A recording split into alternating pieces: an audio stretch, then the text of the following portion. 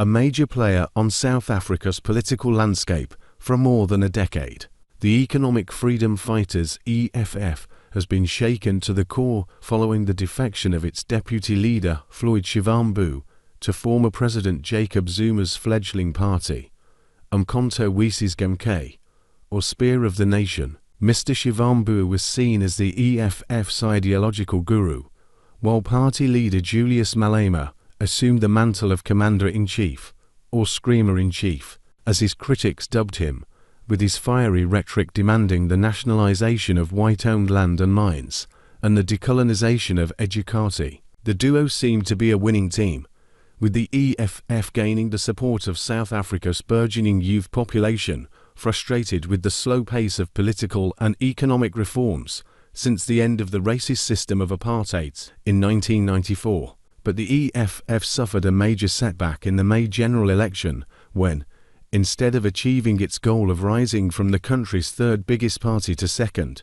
it dropped to fourth. MK proved to be its political nemesis, just as it was for the governing African National Congress (ANC), by gaining votes from both parties to snatch third place in the first election it contested. Mr. Shivambu read the political tea leaves and defected to the MK last week, causing the biggest rupture in the EFF since its launch 11 years ago. For Mr. Malema, it was a personal blow because the two, as young men oozing with political energy, had jointly launched the EFF after the ANC, ironically then led by Mr. Zuma, expelled them.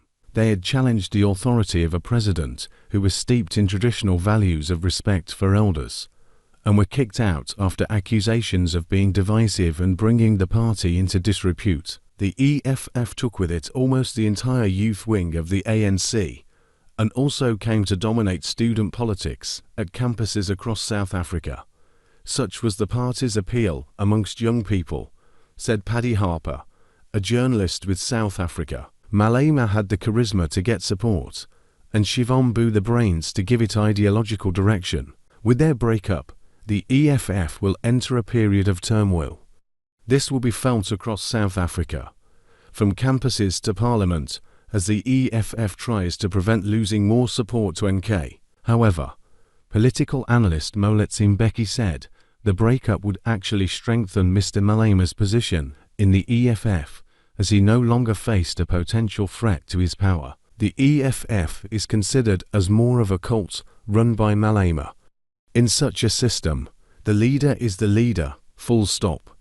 Anyone who appears to be close to the leader eventually becomes a casualty. The first public sign of the relationship running into trouble came last year, when Mr. Malema paid a glowing tribute to Mr. Shivambu, describing him as a thinker, before warning him not to plot against him. "I'm ruthless against people who do such things to me, so never try that with me," Mr. Malema was quoted as saying at a gala dinner. With Mr. Malema set to run for re-election as party leader at the EFF's conference in October, Mr. Shivambu, 41, appeared to have decided that it was time to move on.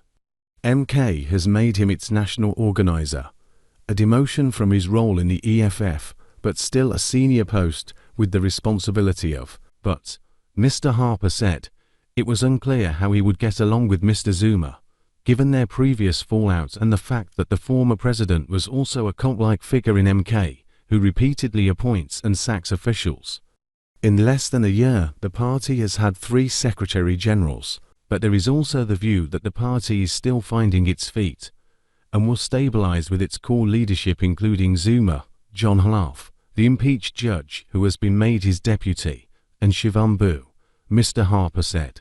Another reason which could have pushed Mr. Shivambu to defect is that he and Mr. Malema, despite their public persona of being socialists and African nationalists, were at the center of a major corruption scandal, he added. They have been accused of receiving about 16 meters rand $9 million, pounds 7 meters, in gratification, bribes, in simple language, from the boss of a now liquidated bank, Bena meeting him at a penthouse in an upmarket suburb of Johannesburg in 2017. The allegation was made in a recently leaked witness statement by the bank's disgraced boss, Shafiwa Matodzi, after he pleaded guilty to 33 counts of corruption, theft, fraud, money laundering and racketeering for being involved in what investigators described as a bank heist. Both Mr. Shivambu and Mr. Malema have denied any wrongdoing, but with a police investigation underway, and their political rivals likely to keep up the pressure, the scandal will not go away anytime soon. It is the biggest corruption scandal to hit the EFF, and if the party had to turn anyone into a sacrificial lamb, it would have been Shivambu, certainly not Malema. So, his move to MK makes sense, as it offers him more protection.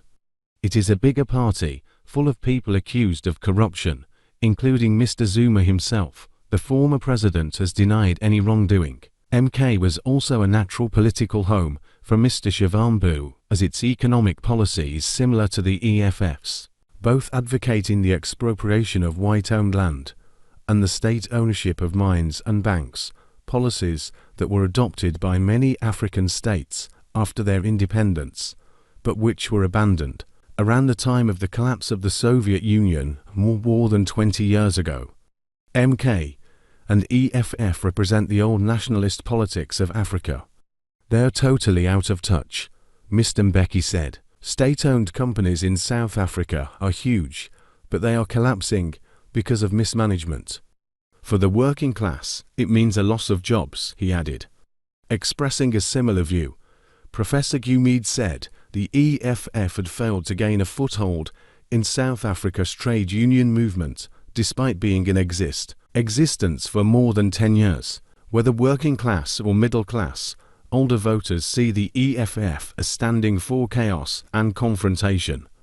They want parties to cooperate to solve South Africa's problems, because we have an electricity and water crisis, and high unemployment and crime, Professor Gumede said. This was the clear message from the election, he added. But both the EFF and MK had made a strategic mistake by failing to join the government of national unity that President Cyril Ramaphosa formed after the election. Mr. Harper said that since the general election, MK had done badly in by-elections held in Mr. Zuma's political backyard of KwaZulu-Natal. It is not in government, and all it has been doing is oppose the coalition government in the province. They want delivery of basic services, he said. As for the EFF, the ANC is currently in the process of dumping it as its coalition partner in cities such as Johannesburg, so it, too, is out in the cold. Logically, the EFF and MP should be strengthening relations to offer voters a viable alternative, rather than competing against each other for members and voters, Mr. Harper added.